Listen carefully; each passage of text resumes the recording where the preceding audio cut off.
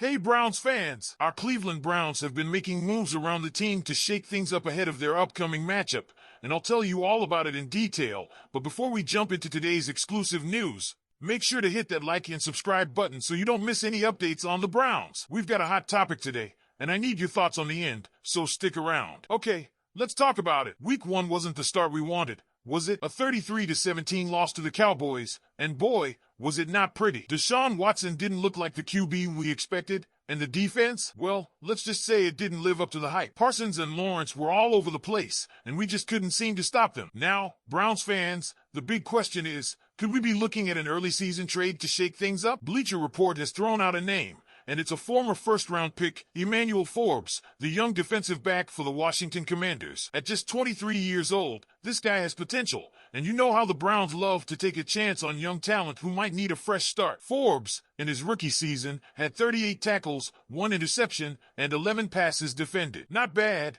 right? But here's where it gets interesting. In week 1 of this season, he was benched after a couple of penalties. And now, there's speculation that Washington might be open to moving him if they don't see him as a long-term fit. Now, let's be realistic. It's still early in the season, and we don't know if Washington would actually pull the trigger on a trade anytime soon. But let's say they do. Should the Browns take a chance on him? Forbes could be exactly what our defense needs, especially if we can get him for the right price. With the way our secondary looked in week 1, adding a young, talented cornerback could be a smart move. But here's the flip side. Do we really want to invest more in a player who struggled early on? Or do we trust that our current roster can bounce back and improve without shaking things up too much? Browns fans, this is where I want to hear from you. Would you be in favor of the Browns making a move for Forbes if he's available? Or do you think we should stick with what we have and let the team find its groove? All right. Let's talk about Sunday's game. Our Cleveland Browns are headed to Jacksonville to take on the Jaguars. Both teams are heading into week 2 hungry for their first win of the 2024 season,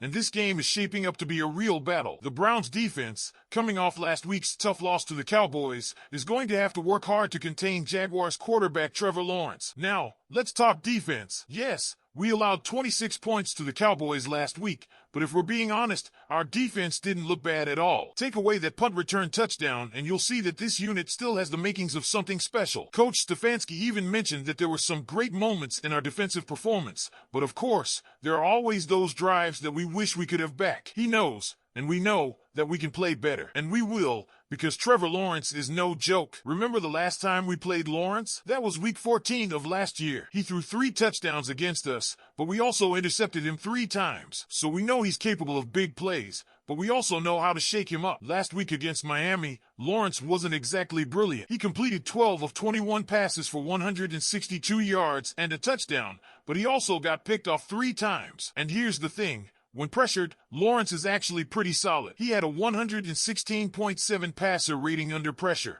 which was one of the best in the league in week 1. But, and this is important, all 3 of his sacks came when Miami was attacking him. So there's a clear plan for our defense to get to him, bring the heat, and make him uncomfortable. But Lawrence isn't the only player to watch. He connected with rookie W.R. Brian Thomas Jr. for a touchdown, and even though W.R. Christian Kirk had a few drops last week, we know he's dangerous on those deep balls. Had Kirk made those catches, Lawrence's stats would have looked a lot more scary. So our secondary is going to need to be sharp, and we have to keep an eye on those explosive plays. So, Browns fans, what do you think? Do we have what it takes to get to Lawrence and shut down the Jaguars' offense? I think if we can create pressure and limit those deep throws, we have a real chance to leave Jacksonville with a win. Let me know what you think in the comments below. How do you feel about our defense heading into week 2? It's only week 2, and things are already heating up for our QB, Deshaun Watson. You might have heard about the new allegations that just came out this week, and it's causing quite a stir. Another sexual assault lawsuit has been filed against Watson,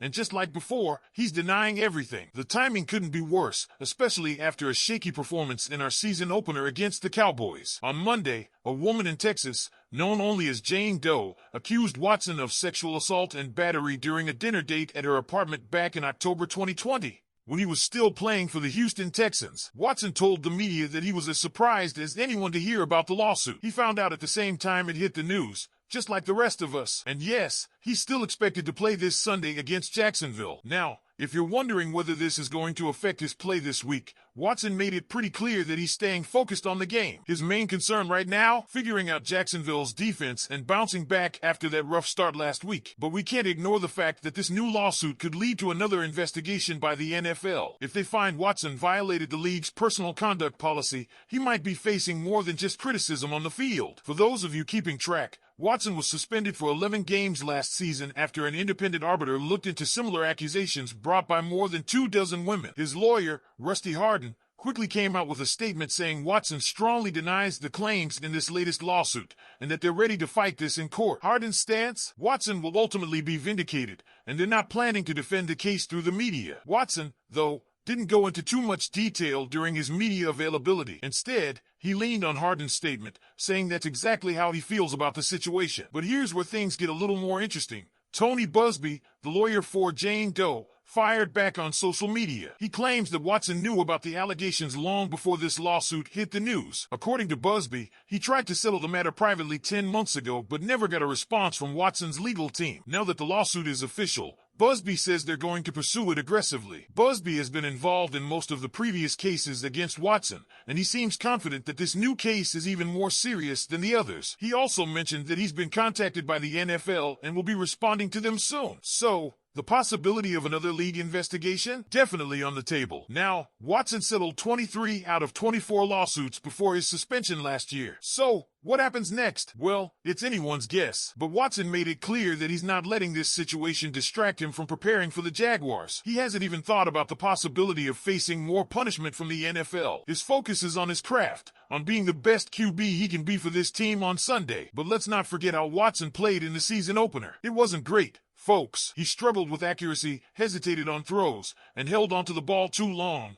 which led to him getting sacked 6 times. The Cowboys' defense had a field day with him, and our offensive line, missing both starting tackles, couldn't protect him. Watson ended up with a rough stat line: 24 completions on 45 attempts for 169 yards, a touchdown, 2 interceptions, and a passer rating of just 51.1. Not what we expected. After the game, Watson opened up a little about some personal losses he's been dealing with. His father and a close friend passed away just days before the game, and while he didn't want to use that as an excuse, you have to wonder how much it impacted his play. Still, Watson is determined to improve this week, and he says we'll see a better performance against the Jaguars. So, Browns fans, what do you think? Do these new allegations worry you, or are you focused on Watson bouncing back on the field? Should the Browns be preparing for another possible suspension, or do you think this will blow over? Let me know your thoughts in the comments below. And hey, before you go, don't forget to hit that like button if you haven't already, and make sure you're subscribed so you don't miss any more updates. We've got a long season ahead, and you'll want to be here for every twist and turn. Go Browns!